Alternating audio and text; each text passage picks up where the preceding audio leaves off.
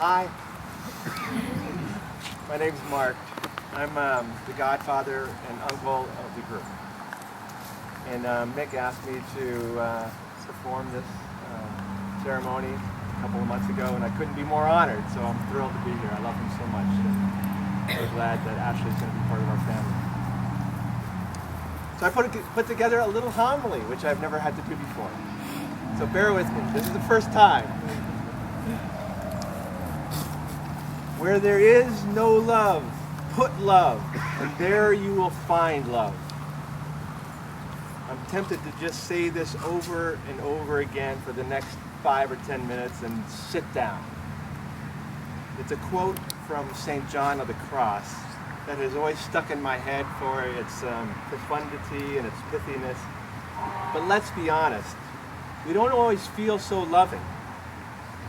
For example, at my wedding, the sermon was partly about how Susan, the minister, had her master's paper on a particular computer disk. And one day, she realized her husband had written over the master's paper with the movie Jurassic Park.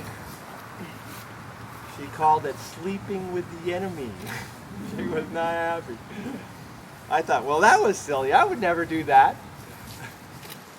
Well, a few weeks later, I was anticipating an upcoming Star Trek episode, so I searched for a blank tape. I got the episode recorded, but I wrote over one of the wedding videos a friend had done for my wife and me. Oops! Neither Susan, the minister, nor my wife were very happy about the two separate incidents, but both being classy women, they found the capacity to forgive their absent-minded husbands. Our spouses will make mistakes from time to time. And even though there doesn't appear to be any love at that moment, sometimes only anger really, but if we put love there, it shows up in both people. It's amazing how it works. Requires just that kind of psychic energy. And those sorts of stories, they just become a fun story to tell other people down the road. These sorts of stories, good times and bad, develop what I heard someone call vintage love. A love that has stood the test of time. That is what I hope for you, Ashley and Mick. A vintage love, like a fine wine with a bouquet of complexity and solid history that others want to share in.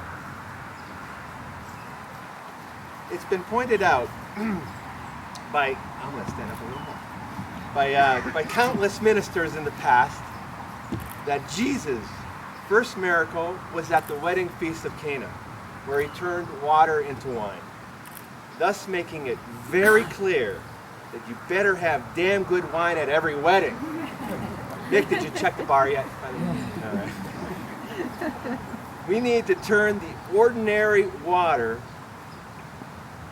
of our everyday lives into an extraordinary wine of joy and meaning because we are committed to each other. We all fail in love. None of us will probably completely master unconditional love.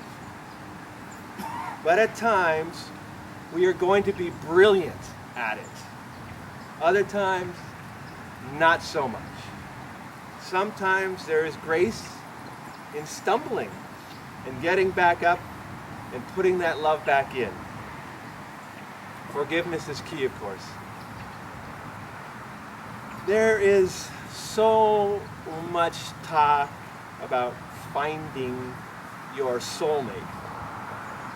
I think you choose a soulmate. Emphasis on choice. You nurture a soulmate. Emphasis on nurture. You understand a soulmate. Emphasis on understand. And what are we trying to understand? Well, just another human being. What are human beings? Well, here is the wizardly part. We are the pinnacle of creation. It took billions of years to create us. It took explosions of supernovas to create the elements that our bodies are made of. Our brains are the most complicated structures known to science. Now, you both have a constant companion to explore that pinnacle of creation. Be in wonder of each other. It took eons for love to manifest. Here, now, go forth and exercise that power.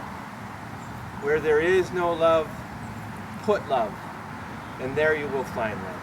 We all have that kind of power. Amen.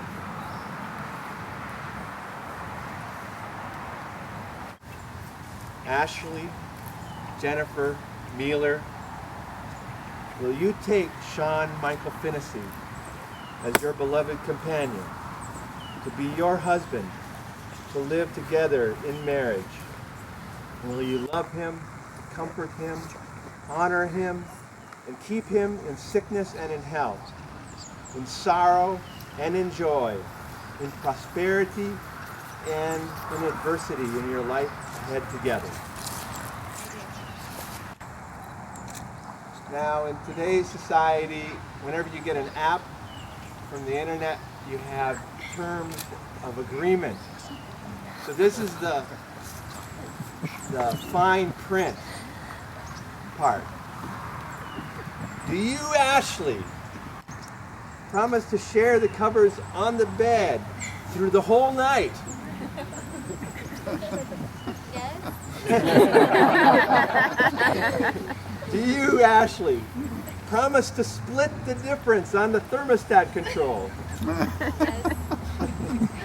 Do you, Ashley, promise to grab Mick's butt even when he's old and wrinkly? Yes. Do you, Ashley, promise to respect the sanctity of Mick's man cave? Yes. All right, Mick, it's your turn. Sean Michael Finnessy, will you take Ashley Jennifer Mealer as your beloved companion, to be your wife, to live together in marriage? Will you love her, comfort her, honor her, and keep her in sickness and in health, in sorrow and in joy, in prosperity and in adversity in your life ahead together?